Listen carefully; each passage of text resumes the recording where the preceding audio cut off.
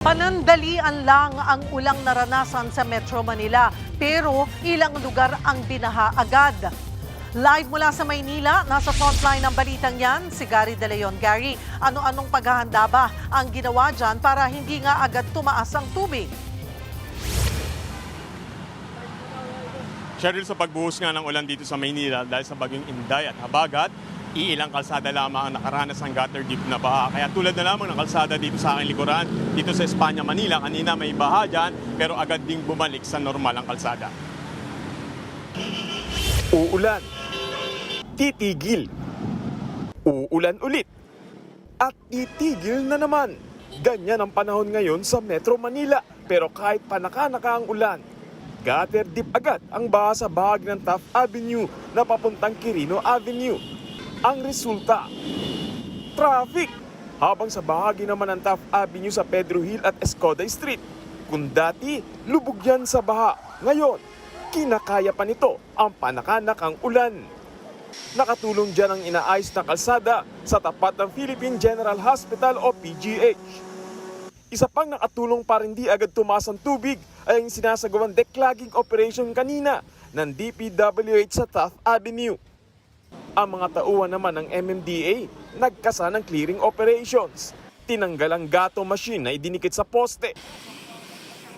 Pati ang mga yero at tambak na nakahambalang sa kalsada, pinagtatanggal. Meron pang motorsiklo at kotseng nakaparada ang tinow. Tinikitan din ang mga may-ari ng sasakyan. Isinagawa yan para iwas disgrasya na, iwas traffic pa, at hindi abala sakaling bumaha. Sa kabila niyan, nakaantabay na rin ang response team sa Valenzuela City. Inilatag dito ang mga gagamitin ng Disaster Risk Reduction and Management Office para sa rescue operations. Naka-full alert na rin ang iba't ibang tanggapan sa Las Piñas. Nagkaroon din ang pagpupulong ang DRMO ng naturang lungsod para matiyak na agad silang makakatugon sa anumang emergency.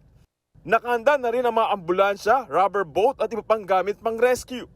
Sa Pasay City naman, nagsagawa ng declogging sa mga drainage ang LGU bago pa man umulan. Nagputol pa ng mahahabang sanga ng puno na posibleng bumagsak. Tiniklop rin ang mga billboard. Nag-imbak na rin sila ng relief goods. Ang Department of Social Welfare and Development na mahagi na ng 4.7 million na food packs at relief supplies sa buong bansa. Nakahanda na rin ang mga ito sa mga DSWD warehouse, gayon din sa mga pantalan.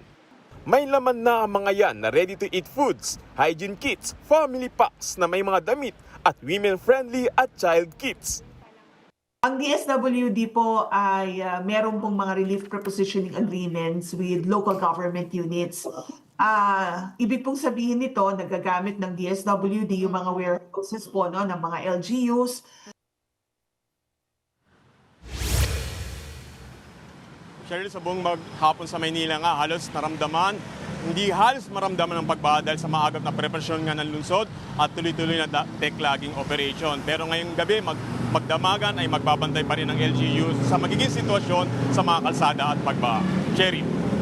Maraming salamat, Gary De Leon. Mga kapatid, Cheryl Cosing po.